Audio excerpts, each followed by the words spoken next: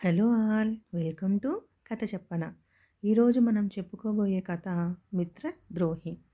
పూర్వం ఒక ఊరిలో సుబుద్ధి, దుష్టబుద్ధి అనే ఇద్దరు మిత్రులు ఉంటారు. వారిద్దరూ ఏదైనా వ్యాపారం చేసి ధనం సంపాదించాలని గ్రామం వదిలి వెళ్ళిపోతారు. ఒకసారి అడవి మార్గంలో వెళ్తుంటే వారికి ఒక నిధి కనిపిస్తుంది. ఒక బిందె నిండా బంగారు నాణాలు, ఆభరణాలు ఉన్న నిధి కనిపిస్తుంది. దాన్ని వారిద్దరూ చెరిసగం పంచుకుందామని అనుకుంటారు. వాళ్ళ గ్రామానికి తిరిగి వెళ్దాం అనుకుంటారు. కానీ పగలైతే గ్రామంలో వారందరూ చూస్తారని ఆ ధనాన్ని మొత్తం ఊరి బయట చెట్టు కింద పాతిపెట్టేసి ఏదైనా ఒక రాత్రి వచ్చి తీసుకెళ్దామని అనుకుంటారు.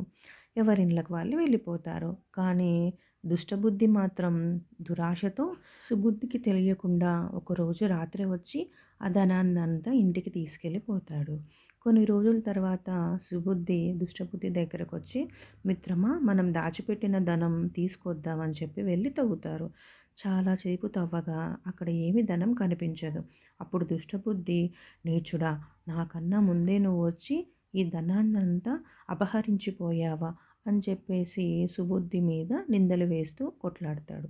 అప్పుడు సుబుద్ధి అంటాడు, నాకేమీ తెలియదు మిత్రమా, నేనేమీ కాజేయలేదు అని చెప్పి అంటాడు. అప్పుడు దుష్టబుద్ధి, సరే అయితే రాజుగారి దగ్గరికి వెళ్దాం మనము, నా వాటా నాకు ఇవ్వాల్సిందే అని అంటాడు. దుష్టబుద్ధి అన్న మాటలకు సుబుద్ధికి చాలా బాధ కలుగుతుంది.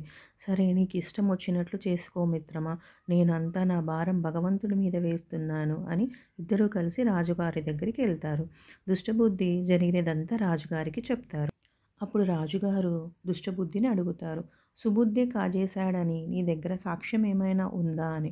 అప్పుడు దుష్టబుద్ధి, అవును ఉంది మహారాజా, మేము పాతిపెట్టిన దగ్గర ఒక పెద్ద వృక్షం ఉంది, ఆ వృక్షమే నిజం చెప్తుంది అని అంటాడు. అప్పుడు రాజు ఆశ్చర్యపడుతూ, వృక్షం సాక్ష్యం చెప్పడమా అని అంటాడు. రాజుతో పాటు అక్కడ ఉన్న వారంతా ఆశ్చర్యపోతారు. సరే రేపు వెళ్ళి వృక్షం ఏం సమాధానం చెబుతుందో విందాం అని చెప్పేసి అంటాడు మహారాజు.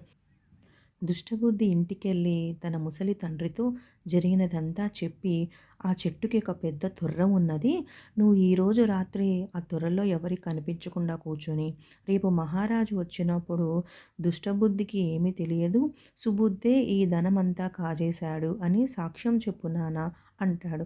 అప్పుడు తండ్రి కోపం వచ్చి, నీచుడా, ఎంతకు బరిదెగించావు, మనం ఎవరికైనా చెడు చేయాలని చూస్తే మనమే ఆపదలో చిక్కుకుంటాము అని వాదిస్తాడు. కానీ దుష్టబుద్ధి మాత్రం వినడు. ఇంకా చేసేదేమీ లేక తండ్రి వెళ్ళి చెట్టు తొర్రలో కూర్చొని ఉంటాడు. మరుసటి రోజు దుష్టబుద్ధి, సుబుద్ధి, రాజుగారు, వారి వెంట సైన్యము, ప్రజలు అందరూ ఆ చెట్టు దగ్గరికి వెళ్తారు. రాజు చెట్టును చూసి, ఓ వృక్షరాజమా, ధనమున్న ఈ విందెను నీ సమక్షంలో సుబుద్ధి, దుష్టబుద్ధి దాచారు కదా, ఆ ధనాన్ని ఎవరు అపహరించారో మాకు చెప్పండి అని అంటాడు. అప్పుడు చెట్టులో దాగున్న దుష్టబుద్ధి తండ్రి, ఈ సుబుద్ధే ఆ ధనాన్నంతా కాజేశారు మహారాజా అని చెప్తాడు.